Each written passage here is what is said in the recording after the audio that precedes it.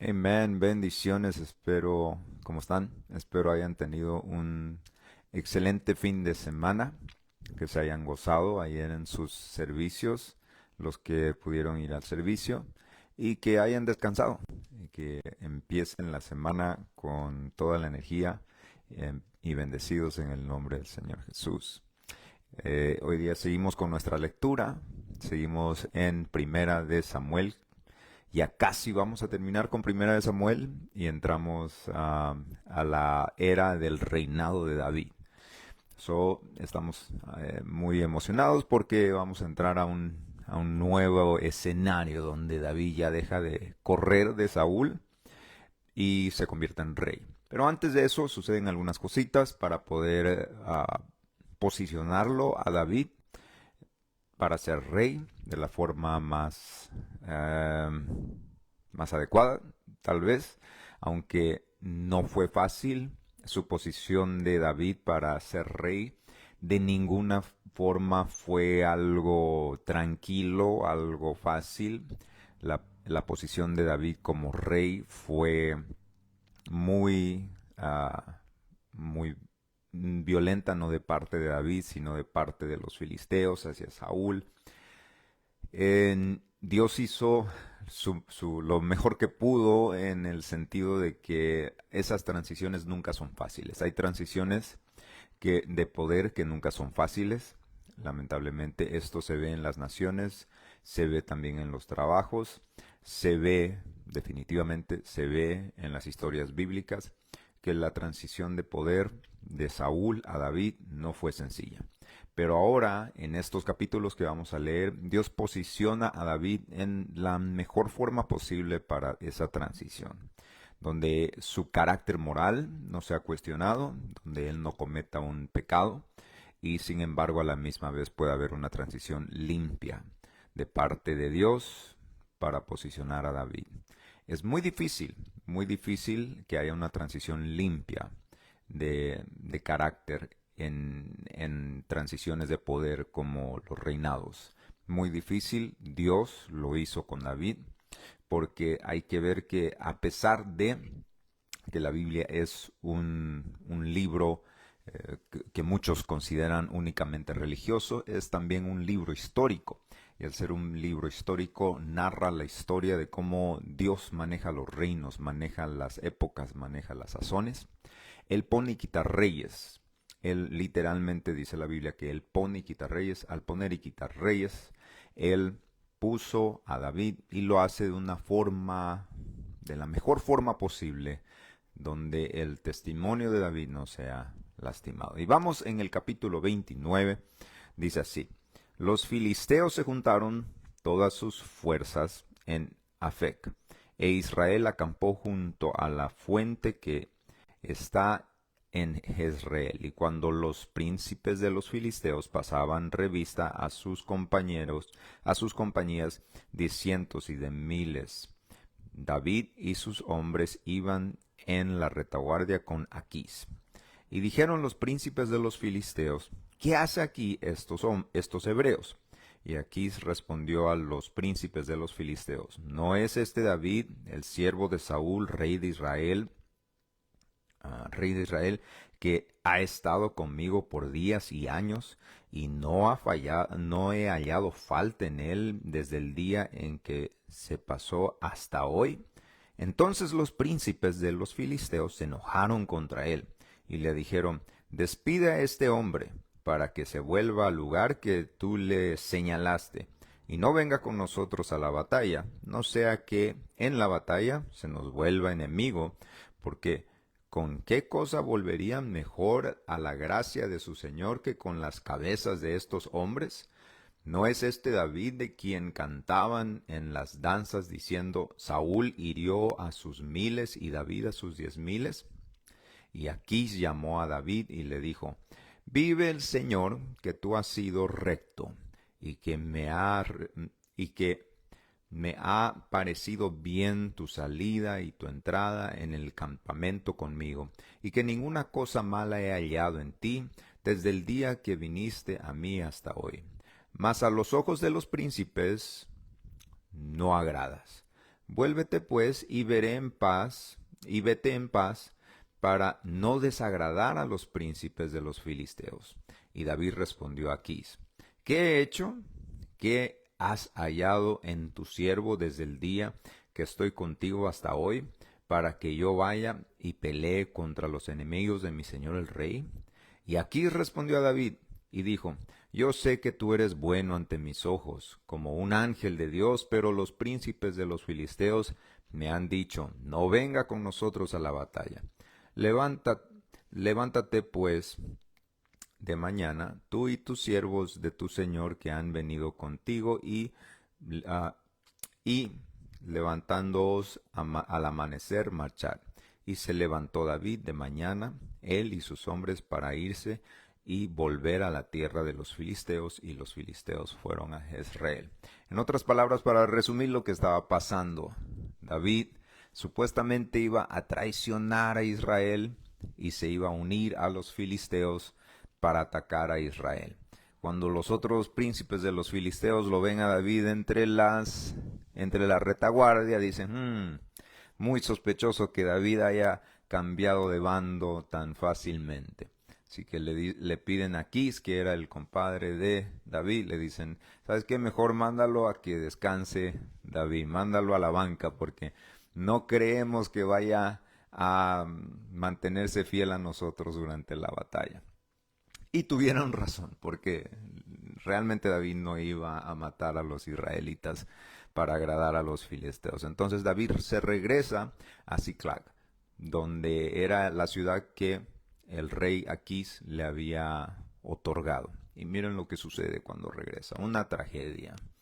Dice: cuando David y sus hombres vinieron a Ziklag, al tercer día, los de Amalec habían invadido el Negev y a Ziklag, y habían asolado a Ziklag y le habían prendido fuego, la ciudad donde estaba David y las familias de David y sus hombres, y se habían llevado cautivas a las mujeres y a todos los que estaban allí, desde el menor hasta el mayor, pero a nadie habían dado muerte, sino se los habían llevado al seguir su camino.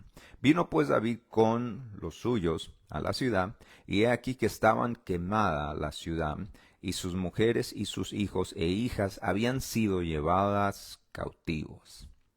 Entonces David y la gente que con él estaba alzaron su voz y lloraron, hasta que les faltaron las fuerzas para llorar. Las dos mujeres de David, Ahinoam, jezreelita, y Abigail, la que fue mujer de Nabal, el de Carmel, también eran cautivas.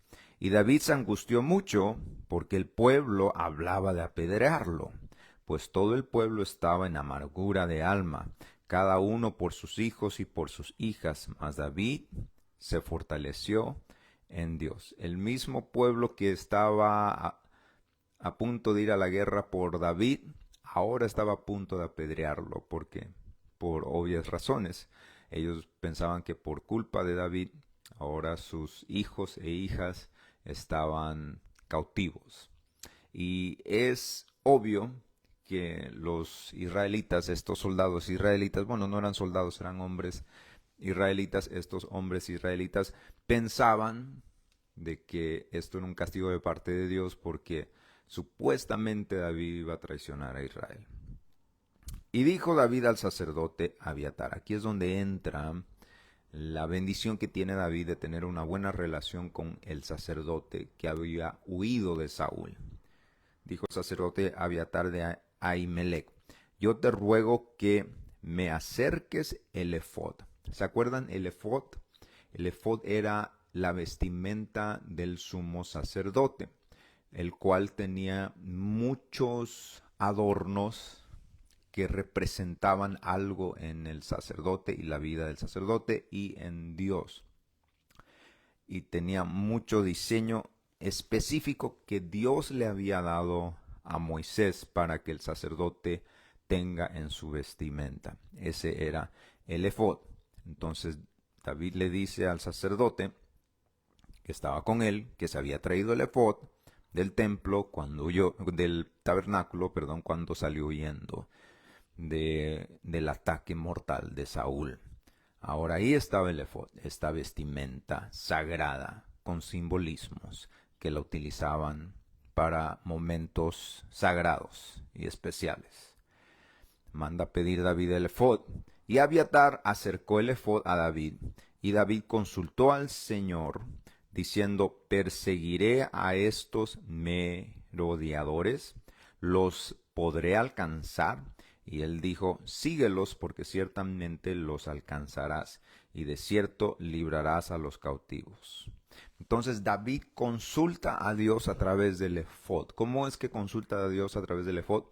En el efod habían piedras preciosas que representaban las tribus de Israel, el carácter de Dios.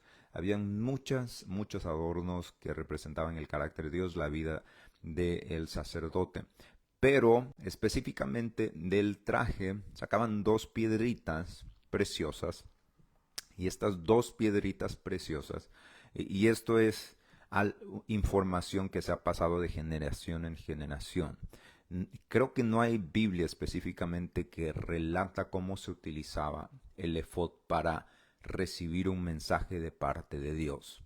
Pero esto es lo que se ha pasado de generación en generación, y algunos libros de parte de los judíos, historiadores de libros judíos, mencionan que de estas dos piedritas que sacaban del efod, porque tenían dos y tenían varias en todas partes, le preguntaban a Dios una consulta, el sacerdote hacía una consulta para ver si Dios estaba de acuerdo con tu acción que estabas a punto de tomar o estaba en desacuerdo. Si él estaba en acuerdo, supuestamente estas dos piedritas brillaban. Si no brillaban, quería decir que Dios estaba en desacuerdo. Estas dos piedritas se llamaban el Urín. Eran las piedritas que se utilizaban para poder comunicarse con Dios. Entonces, en el brillo de estas dos piedritas estaba la respuesta de un sí de parte de Dios, y si no brillaban, era un no. Entonces, supuestamente lo que sucedió es que traen el efod. No se sabe si el sacerdote se ponía toda la vestimenta encima y después hacía la consulta con Dios, o simplemente sacaban las dos piedritas y utilizaban juntamente con el efod, o las dejaban en el efod. No se sabía exactamente, pero de que esta era la forma que consultaban a Dios. Entonces era un sí o un no la respuesta. Algunos libros dicen que a veces surgían letras en las piedras. Eso no se sabe. Nuevamente lo más adecuado tal vez era que brillaban estas piedritas. Entonces David consulta y pregunta: ¿los voy a perseguir? Y ¡pum!, brillaron las piedritas. Ese era un sí de parte de Dios. Y específicamente eso es lo que hace, expresamente eso es lo que hace David. Partió pues David, él y los 600 hombres que con él estaban, y llegaron hasta el torrente de Basor, donde se quedaron algunos, porque ya estaban cansados. Y David siguió adelante con sus 400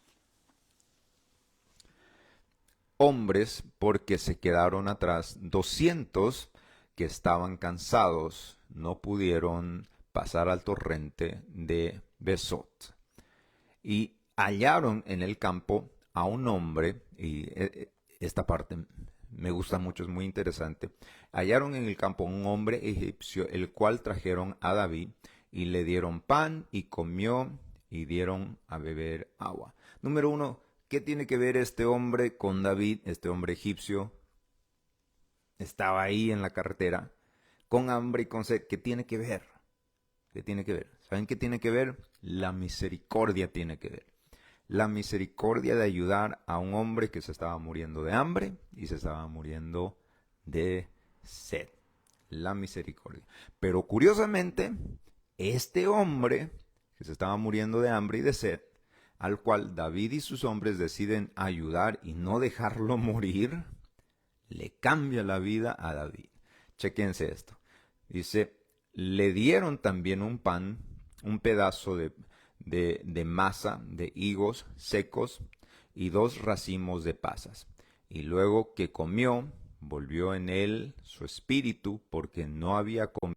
¿A quién perteneces? ¿Para quién trabajas? ¿De quién eres tú? ¿Y de dónde eres? Y respondió el joven egipcio: yo soy siervo de un amelecita, y me dejó mi amo hoy hace 3 días porque estaba yo enfermo.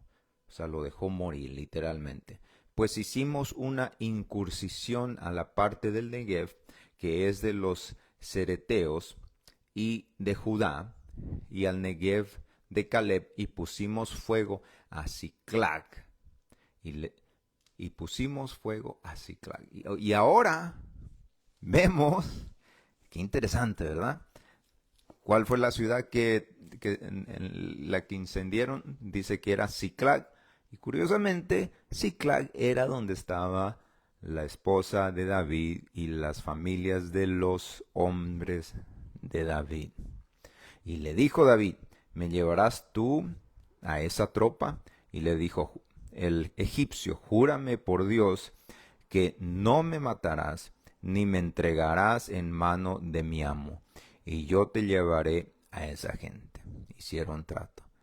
Dice: los llevó pues, y he aquí que estaban desparramados sobre toda aquella tierra, comiendo, y bebiendo y haciendo fiesta por todo aquel gran botín que habían tomado de la tierra de los filisteos y de la tierra de Judá.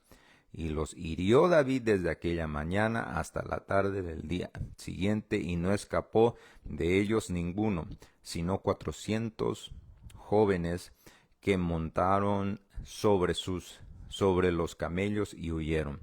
Y libró David todo lo que los amalecitas habían tomado. Y asimismo libertó David a sus 2 mujeres. Y no les faltó cosa alguna, chica ni grande, así de los hijos como de las hijas, del robo y todas las cosas que les habían tomado. Todo lo recuperó David. Tomó también David todas las ovejas y el ganado mayor, y trayendo todo delante, decían: este es el botín de David. Y así, mis hermanos, un acto de misericordia, un acto de bondad espontánea. El mensaje de parte de Dios a David fue: ve y persíguelos. No fue: ve y al camino te vas a encontrar con un egipcio que se está muriendo de hambre y de sed. ¿Saben por qué no fue la instrucción ayuda al egipcio? Porque Dios confió en los principios que tenían David y sus hombres de ayudar al necesitado. Dios ya sabía que David lo iba a ayudar. Entonces, en ese acto de ayuda y misericordia improvisada, sin una agenda escondida, sin esperar nada a cambio, David y sus hombres le ayudan a este hombre.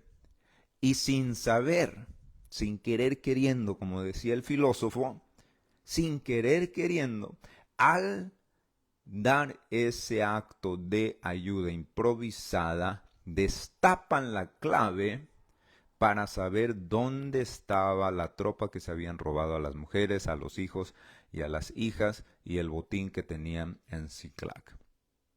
Y este es un mensaje directo para nosotros, al saber de que nosotros nunca sabemos qué bendición está detrás de nuestras ayudas improvisadas que damos a aquellos que están en necesidad.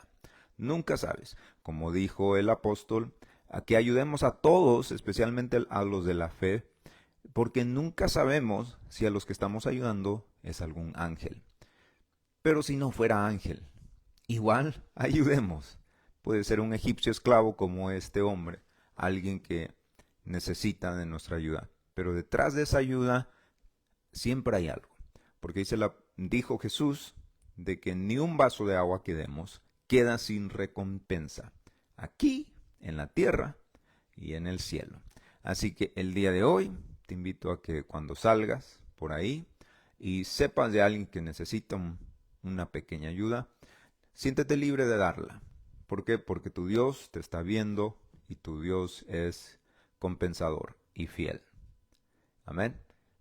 Mañana seguimos con el resto del capítulo y finalizamos Primera de Samuel. Dios les bendiga.